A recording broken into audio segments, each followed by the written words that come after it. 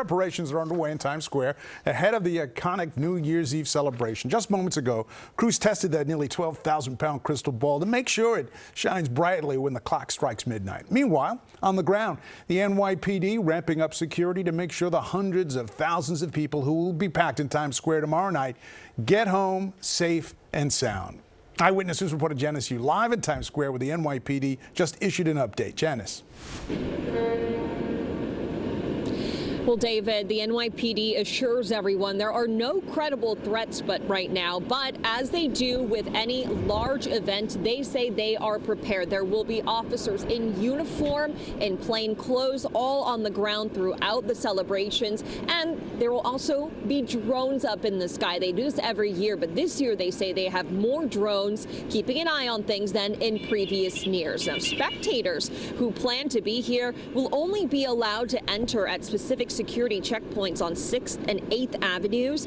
They will be checked with wands and then brought in to those pens. Keep in mind things like large backpacks, coolers, chairs, alcohol, and umbrellas are not allowed in, so definitely pack those ponchos. The NYPD says despite there being no credible threat, events overseas like the October 8th attack in Israel and a car driving through a holiday market in Germany are all things they keep in mind as they develop these security plans. There will be a dedicated team to combat pickpocketers and a team that has been and will continue to monitor activities at nearby hotels. Governor Kathy Hochul also says New York State Police will be at maximum staffing. The National Guard Weapons of Mass Destruction Civil Support Team is on standby, as well as the MTA Port Authority. They will also be keeping a close watch.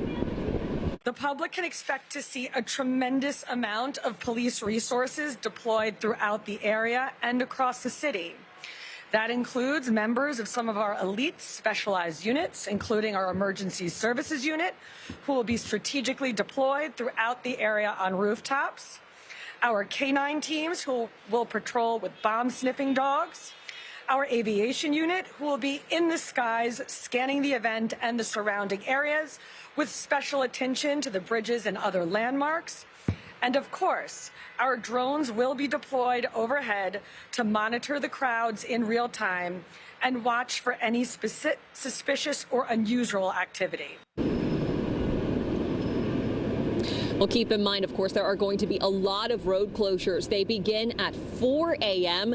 and there will be more and more closures throughout the day. This applies to not only cars, but for pedestrians as well. So make sure you keep all of that in mind.